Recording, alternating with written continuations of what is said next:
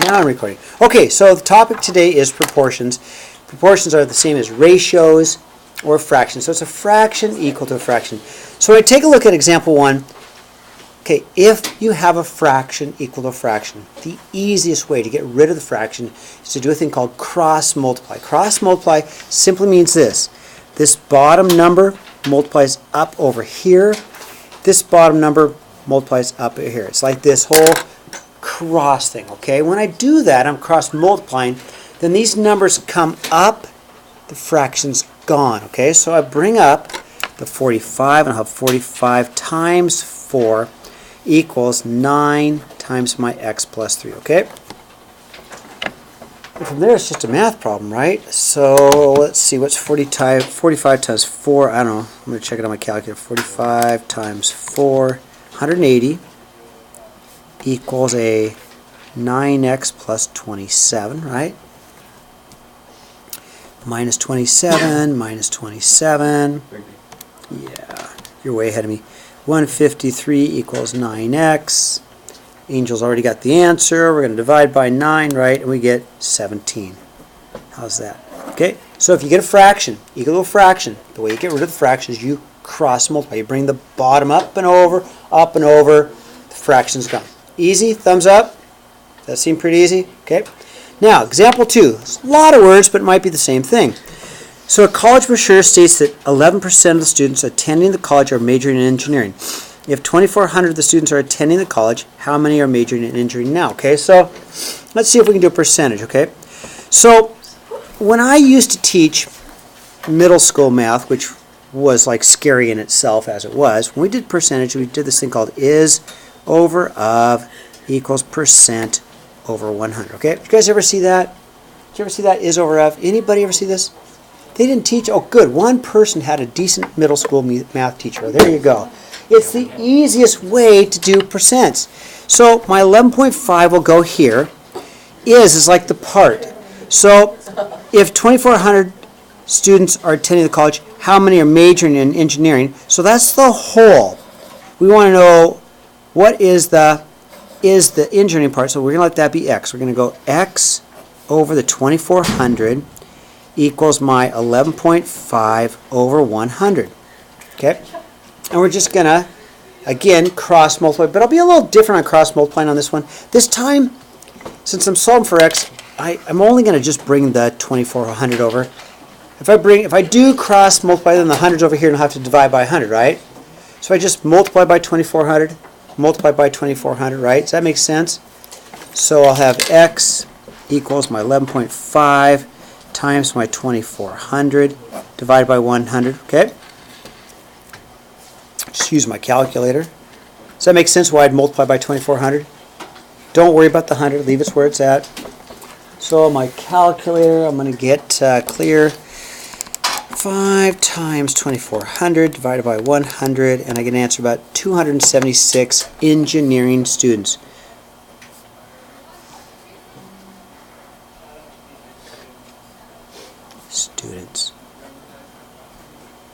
Not too bad.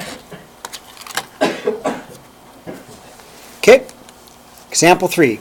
Let's see if we can come up with some kind of a ratio. So a pedometer measures how far a jogger has run. To set a pedometer, Rita must know her stride length. So Rita counts 328 strides as she runs once around a 400-meter track. Okay. So what we want to know is, I'm just curious, is like how long is one stride?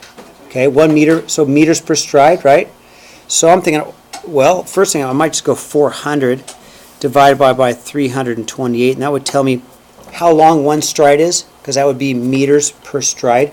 Sometimes the words help me too, so I would go meters per stride, because that's the 400 meters and that's strides. Then I know I get an answer of meters per stride. So one stride is how long. So, all right, take that. Okay, clear.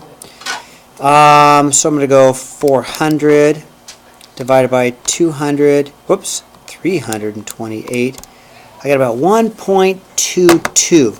So about 1.22 meters. It's pretty good stride length, right? You figure that's, yeah, I'm sorry. Thank you so much, Chelsea. So I took and I did my meters per stride. Now, we want to know then, obviously, how many inches is that, right? So that's how many meters. If I want to know how many inches it is, I'll just multiply that by the 39.37, or how many inches long is her stride. I can handle meters, but we're Americans. We don't understand meters. I know. So we're going to multiply that by 39.37, and in terms of inches, times 39.37. Oh, I get about 48. So about 48 inches for each stride, per stride. Okay, not bad. So first, I wanted to find out how long one stride length was, and that was in terms of meters. And I just multiplied it by the conversion to get it in terms of inches, okay? Thumbs up, okay? All right, let's turn the page. All right, here's the one I tried to start with, but here I am. Okay, example 4. Let's graph it first. ABC, A's at 0, 0. There's my A. B's at 8, 4. 1, 2, 3, 4, 5, 6, 7, 8. 1, 2, 3, 4. There's B. And C's at 8, 0. There's C. Looks like a right triangle to me. That's good. Makes it a little bit easier for me. Okay, I'm going to draw out my right triangle. Okay, here's my right triangle.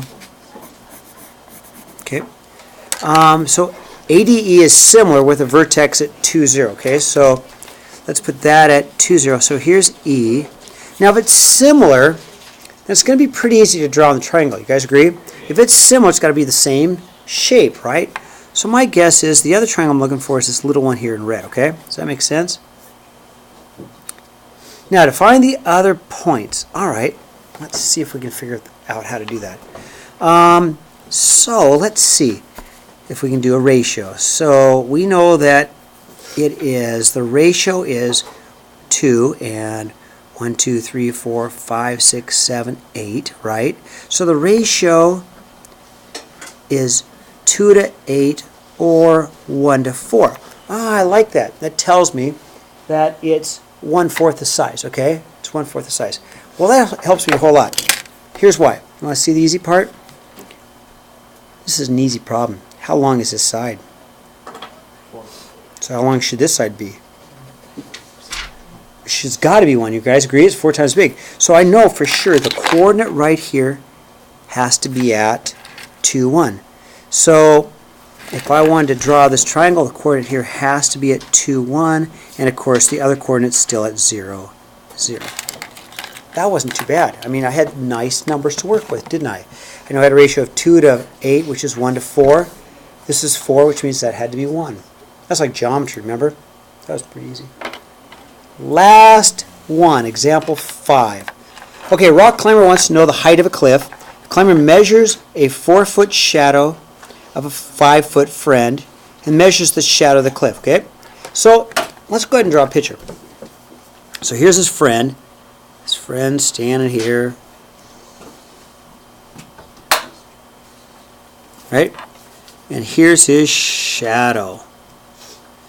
So it's a 4-foot shadow and it's a 5-foot friend. Okay? So now the sun's hitting him, right? The sun's hitting him from way over there. So if we look at the cliff, here's my cliff. Because the sun is at the same angle, it creates a similar triangle. So if we go back to geometry, we know that we can set our proportion, right? So we know that the shadow is 60 and the cliff is, well, we don't know, right? So let's see if we can get a ratio. So the ratio is 60 to 4, right? So the shadow to shadow, my ratio is this side goes to this side. You guys agree? Shadow to shadow is 60 to 4. Let's see. Doesn't that reduce to 15 over 1? Or my ratio reduces to 15 over 1. So that means that the cliff has to be 15 times bigger than the friend. So that's easy. We can set it up as a ratio. I can go say the 15 to 1 is equal to the cliff, let's call it C, over 5, right? Or multiply it times 5 because it's 15 times as big. That seems easy, so the cliff is 5 times 15. I think that's 75, isn't it? I'm pretty sure that's 75. 75 feet. So what I did is I found the ratio. Once I found the ratio, then I just multiplied. Yeah, Josie? Could you do it like 5 over 4 times x over 60? Yes, you can. Yes, you can. Nice job. Yep. Yep. 5 over 4 equals x over 60 because you've got height to height, shadow to shadow. Nice job. Totally great. Okay, so here's what we have for homework, okay? So not a lot.